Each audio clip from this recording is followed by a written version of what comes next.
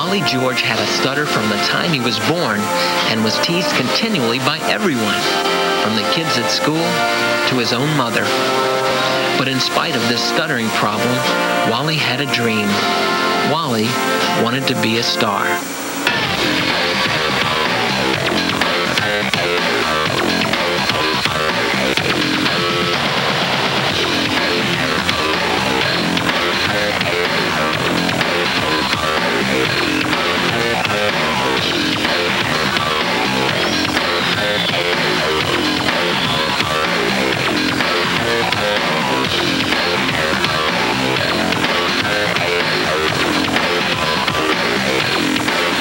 At the age of just 14 years old, a high school freshman, Wally got an idea.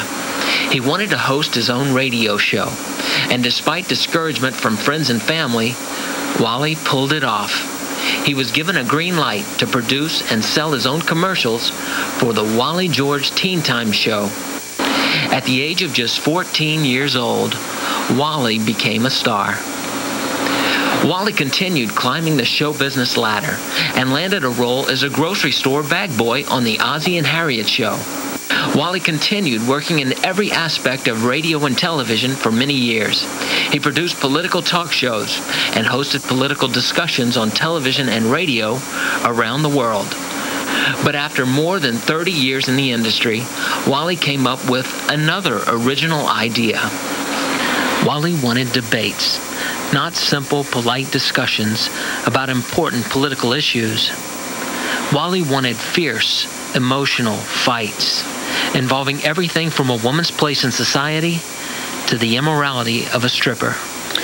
Wally George, and from this particular confrontation is where Combat TV, and he became the father of Combat TV, from inviting the Ku Klux Klan and the JDL, the Jewish Defense League, and the KKK was headed by Metzger, and the Jewish Defense League was headed by Irv Rubin. The confrontation was violent. They started fights throughout the whole station, and it was necessary for me to call the police, come down there and intercede, search all the guests and all the people that were on the air, and they proceeded down in the parking lot where they found a lot of automatic weapons. Wally became a national success over a pacifist priest whose name was Blaise Pompaine, and Blaise Pompaine did not want us to invade Grenada. Is that your real name, Blaise? And so he got Blaise Pompaine, on the platform. And Blaise Pompaine would not talk to Wally. He was only interested in talking to the young people in the audience. And this irritated Wally immensely. And so he went down and had a talk with Blaise Pompaine. Wally George supposedly tapped Blaise Pompaine on the shoulder. Blaise Pompaine said that he hit him on the shoulder. And Wally George did that, and telling him, talk to me, don't talk to the audience, answer my questions. And this infuriated Blaise Pompaine, and he gets up and proceeds to wreck the studio. And the next day, we had all the networks from Los Angeles down here filming the studio and the damage that Blaise Pompaine did. And this really made him a national success from that. Hey, listen to me. I don't listen to you. I've heard enough of you already. I'm telling you. I'm telling these young people. This is my show, and if you don't knock it up, I'm throwing you off personally. Is that now, do you hear that, Marine, buddy? Yeah. All right. Listen.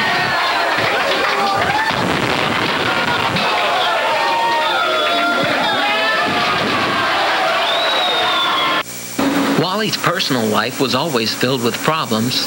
Wally's father left when he was still young, and his mother, Eugenia Clinchard, was a child star in early motion pictures, but never made it past her teens. The relationship with Wally's daughter, Rebecca De Mornay, amounted to an ongoing feud, and up until his death, that feud was still unresolved. Wally's only son grew up in Kansas and could only visit his father. He was amazed with what Wally was creating. But Wally's life revolved around one thing, his career. He starred in several movies, did time on the short-lived series Alan Thicke Show, but it all came back to politics, with heated battles and conservative editorials. Just hold on a minute. I'm warning you. The next time you... Don't warn me, punk! Stay in your seat. Stay in your seat. Stay in your seat. Stay in your seat.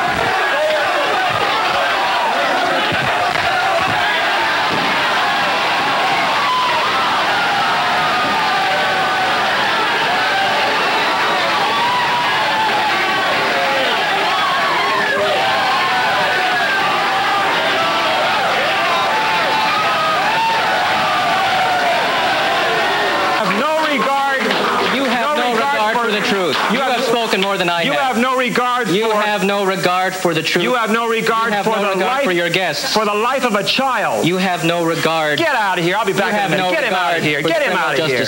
You're against the death penalty. You're against the loyalty oath. You're against the Pledge of Allegiance to the United States of America.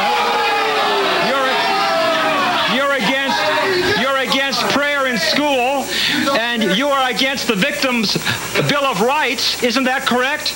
Well, I understand that your guest next week is going to be the associate director of the ACLU. That's right. Why don't you raise those issues with her, because she certainly will answer you point by point. I thought we were going to discuss police spying. We are discussing police spying. Let's keep discussing it, because I don't really think that you've made a good point yet, and I'm waiting for you to begin. What I asked Jeff Cohen is a list of questions. Now, he told me, as you saw on the tape, that he would not answer those, but you would answer them point by point. Will you? Of course I will. Okay. Those aren't hard questions. Here come the questions. Here come the questions. Why are you against the loyalty oath? We're against loyalty oaths because we feel that they are a violation of the First Amendment. That you don't have to... Here we go. Wally. Go ahead. Is that all you're going to say? I don't know that I'll get a chance to say anything else. No, I mean, what in the world is wrong with a person who is going to be employed for a very important job, perhaps with the government of the United States of America, pledging his allegiance to this country and taking a loyalty oath? What is wrong with that unless the person is not loyal to this country? Well, I don't think that pledging allegiance to this country or taking a loyalty oath, signing a piece of paper, proves loyalty. Do you, right now, pledge your allegiance to this country, the United States of America? Do you? Well, that's not relevant to the work of the ACLU.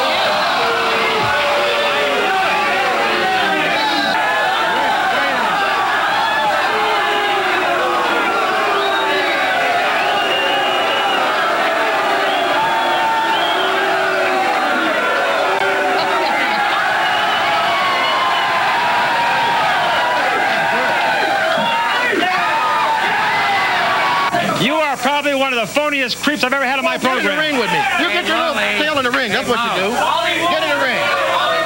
Get in the ring with me. That's what you do.